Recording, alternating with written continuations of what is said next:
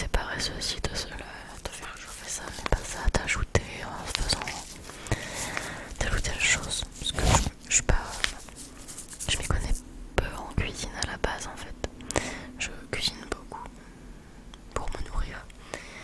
Mais je connais pas les petits trucs de la cuisine en gros. Ni pourquoi on fait ci ou ça en pâtisserie et tous ces trucs là. Donc là c'est vraiment facile. Je mets ma cuillère à café de sel.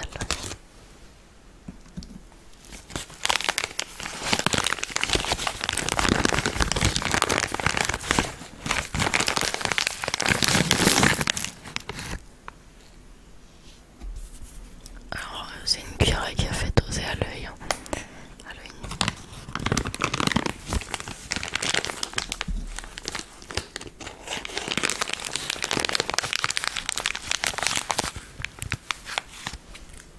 Mais bon, ça va pas poser de soucis jusque là. Je vais mélanger un petit peu.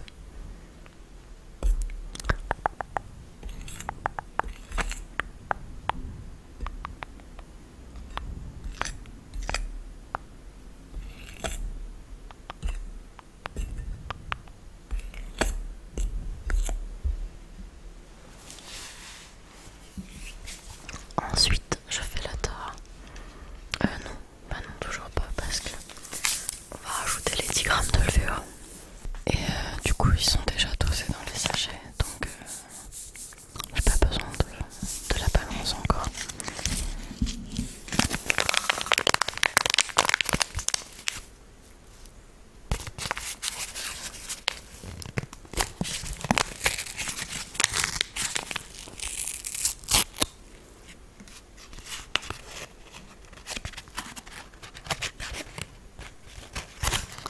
Oui, je galère.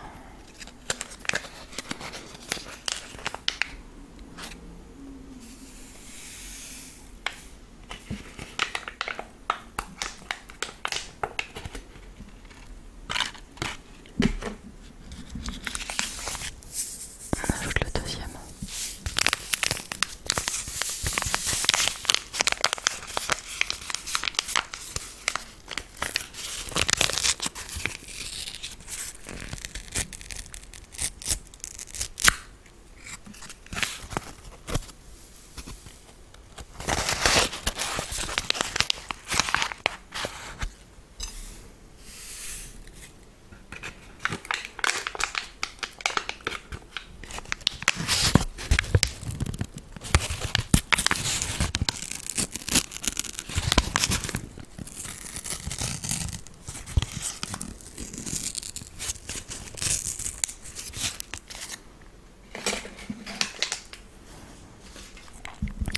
Voilà pour la levure. Ensuite, je mélange un petit peu. Je mélange, je mélange, je mélange.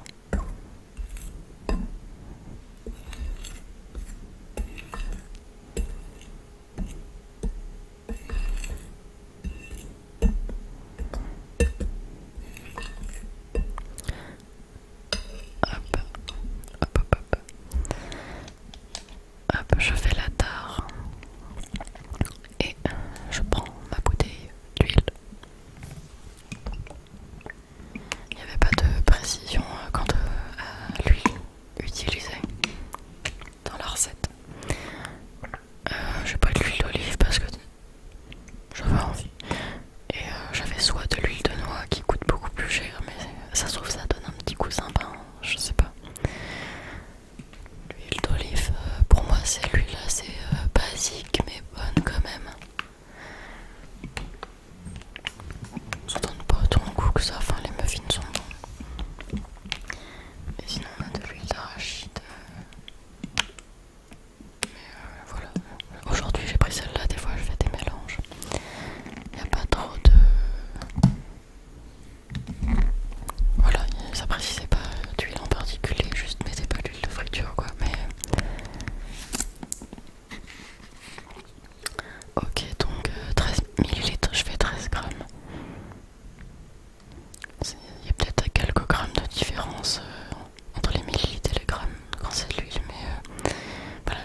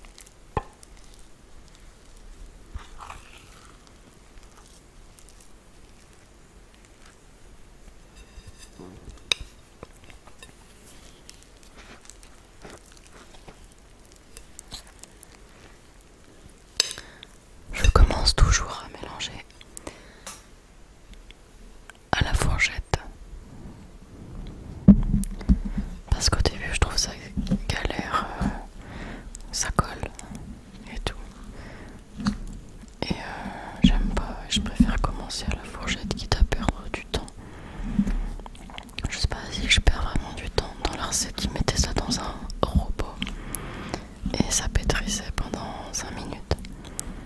Moi je pétris forcément plus de 5 minutes déjà, je pétris à la main. Et voilà, je commence toujours comme ça. Ça va peut-être être mieux comme ça.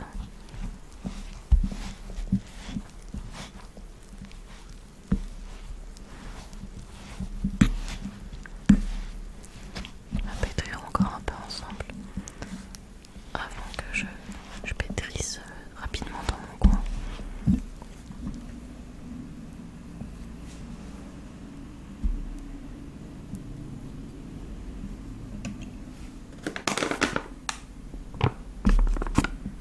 La petite farine à côté au cas où. Et puis pour pas que ça colle trop aux mains.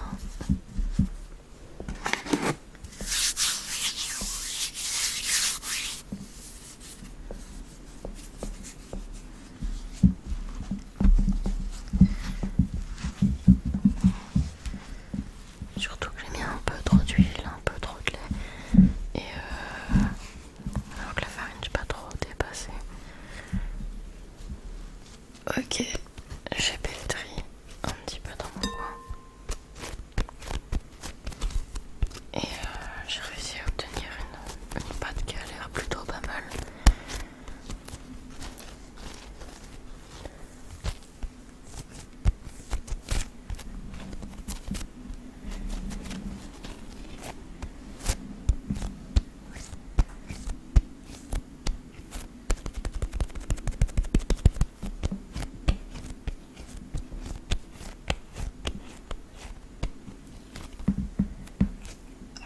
J'ai la deuxième main qui est collée dedans.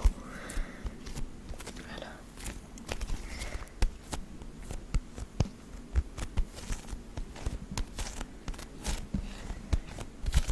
Bon, en gros, du coup, la pâte, elle est plutôt souple.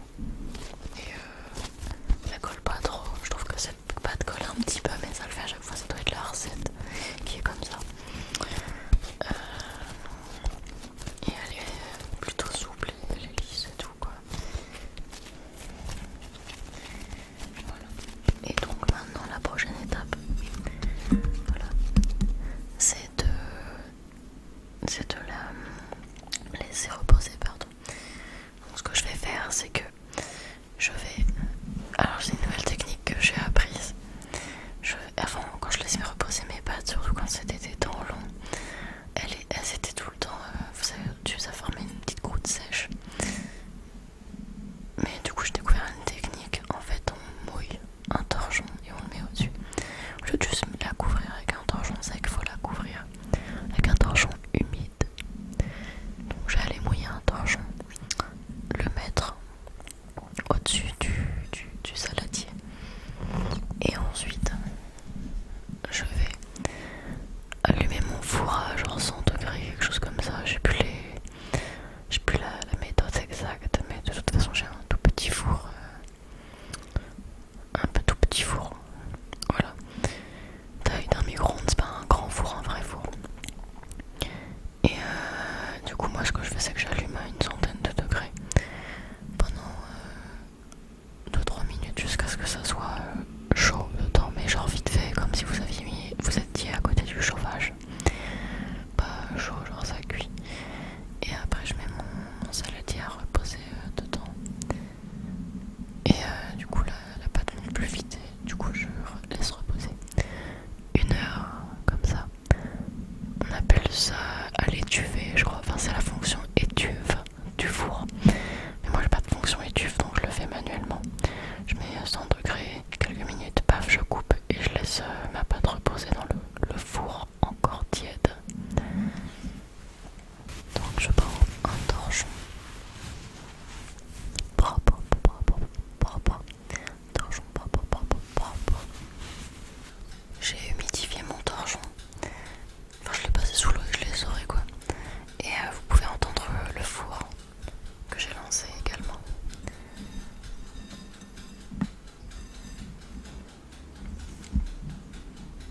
Je recouvre mon saladier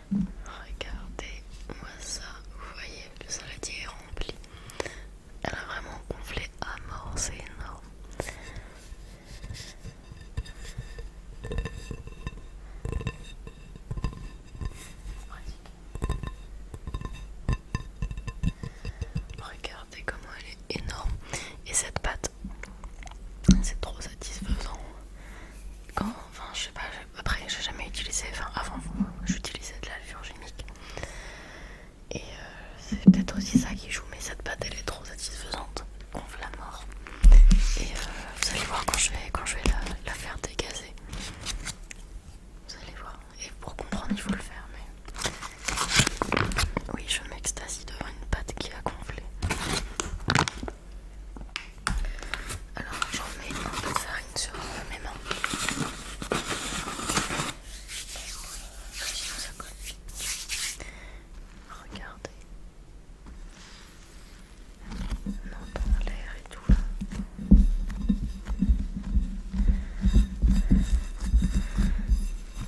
Alors elle colle un peu au saladier, je ne sais pas si c'est normal.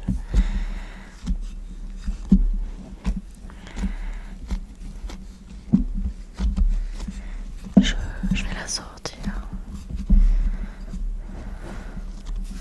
J'aime trop, en plus elle est douce, souple, aérée. C'est vraiment satisfaisant à travailler quand vous touchez la pâte.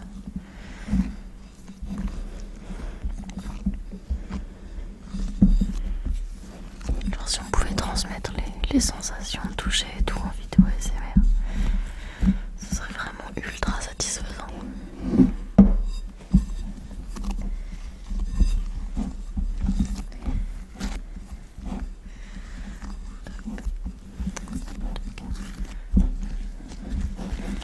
J'essaie de pas trop l'arracher comme elle a collé dans le saladier.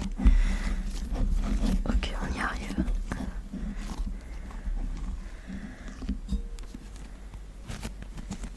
Elle est vraiment trop bien.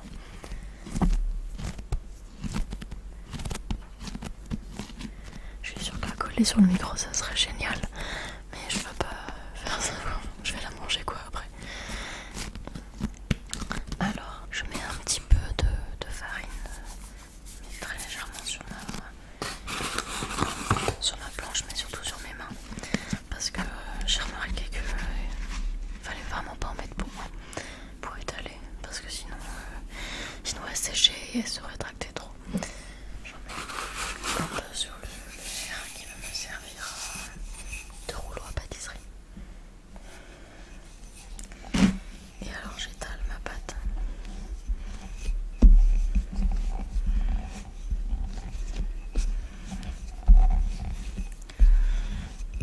C'est plus pratique directement sur la table ou une grande poche, mais là j'ai eu la flemme depuis tout à l'heure, il s'est passé plus de temps que prévu, j'ai eu la flemme de relaver bien la table et tout. Donc je fais ça sur une planche à découper. J'ai attendu 1 heure que la pâte repose. Au bout d'1 heure, mon copain est rentré, donc on a passé un peu de temps ensemble. Puis là il est reparti. Du coup, et du coup non c'est pas fini. Il est reparti, sauf qu'on était là-haut et quand on est redescendu, il y avait en fait en bas, d'en haut on n'entendait pas, mais d'en bas on entendait le voisin qui avait la musique assez forte. Du coup ça me gonflait parce que déjà pour la vidéo des sablés il avait mis la musique forte. Puis au moment de la dégustation en fait je commence, je suis tranquille. Mais vu qu'il faut attendre et tout, il fait du bruit entre deux. L'autre fois j'avais pas le choix que de faire la dégustation quand même dans le bruit. Donc là, non c'était pas les sablés, c'était le pain. Là j'ai attendu parce que je me suis fait du café, la cafetière faisait du bruit et tout. Et je suis remontée, là je suis revenue, pardon, je suis remontée à l'appart. Et le café est terminé, le voisin ne fait plus de bruit. Donc c'est reparti. Voilà, je vous raconte ma vie en étalant la pâte. Voilà, il faut étaler. Je ne sais pas si on voit bien, mais c'est quand même faut laisser un peu d'épaisseur. Il faut laisser un petit centimètre d'épaisseur. Et après il faut des emporte-pièces. Des emporte-pièces d'1 centimètre, non de 10 centimètres pardon, de largeur. Alors moi j'ai pris ça parce que le reste c'était trop petit.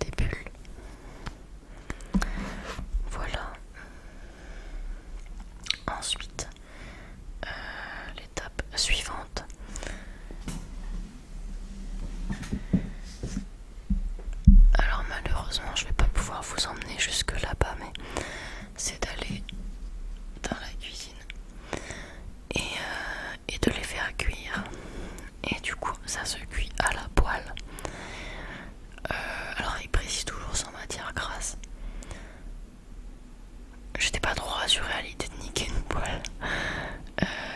Alors que peut-être pas du tout, mais moi ce que je fais c'est comme les crêpes et tout ça. J'ai pris un sopalin avec un peu d'huile et j'ai huilé la poêle avec mon petit bout de sopalin. Voilà. Et là je vais mettre mes muffins dans la poêle. Et à partir de là vous aurez des photos en fait. Parce que vu que je ne peux pas aller filmer là-bas et qu'en plus ça va faire du bruit. Quoique j'aurais pu enlever le son de la vidéo après et faire une voix off, mais la caméra elle va pas jusque là-bas. Donc, et comme avec le téléphone c'est pas ouf, je vais peut-être faire des micro-vidéos avec le téléphone, faire des photos des étapes. Je vais voir, vous verrez. Mais donc je vais aller cuire mes muffins à feu doux, à la poêle à feu doux. 9 minutes de chaque côté. C'est pour ça que je vous disais que c'est le plus long, le plus chiant. C'est pas vous mettez ça dans le four même 2 heures et basta. Là il faut déjà on peut pas tous les mettre en même temps, ça se cuit à la poêle.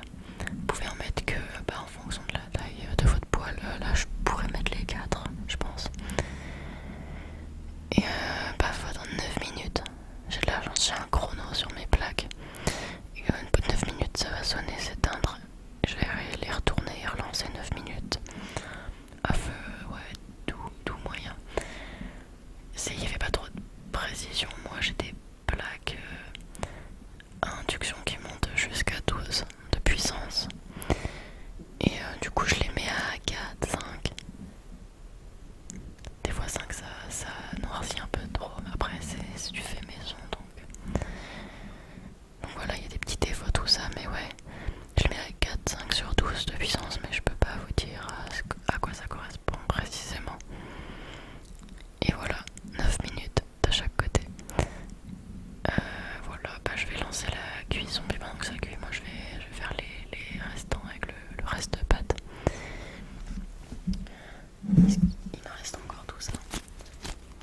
Je pense en vrai que j'en fais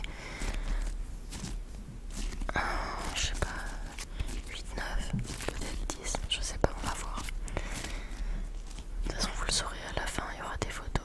Si elles sont trop moches, je mettrai la photo des derniers. Les derniers c'était trop beau. Et après je vais revenir pour faire la dégustation, ouverture de muffin chaud, dégustation. A tout de suite, me revoilà avec les muffins.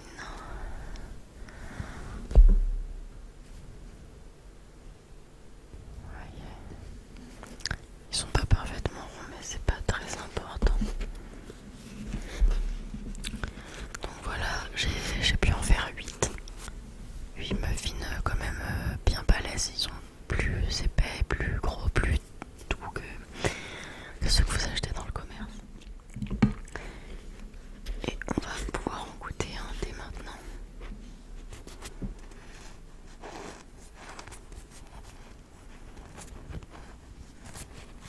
Alors c'est pas pratique à couper dans les airs comme ça.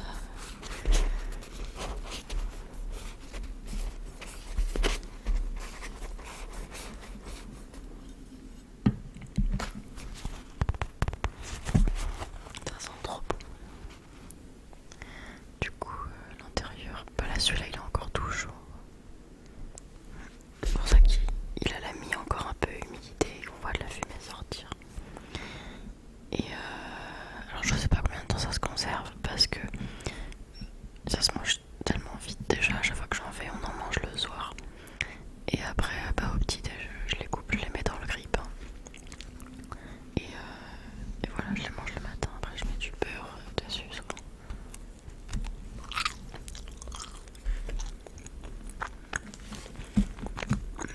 Là, j'ai sorti pas mal de trucs parce que du coup, je vais en manger. Je vais même attaquer le fromage avant les muffins. Parce que mes plaques de cuisson elles font du bruit encore après la cuisson pendant quelques minutes. Et pendant ce temps-là, j'avais trop faim. Du coup, rien que d'y penser, j'ai mangé du fromage. Voilà.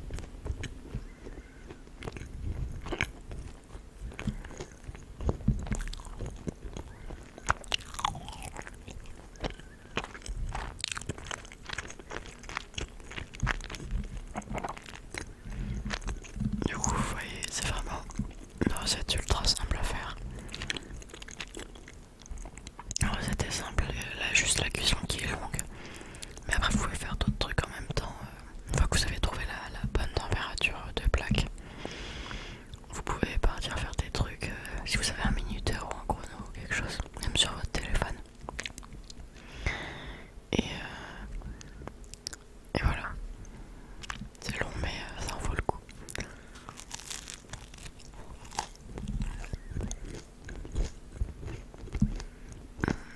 Trop bon.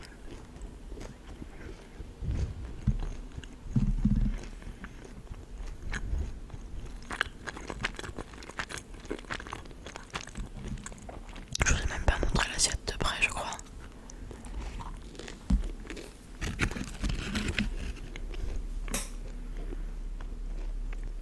On voit bien à quel point ils sont balèzes.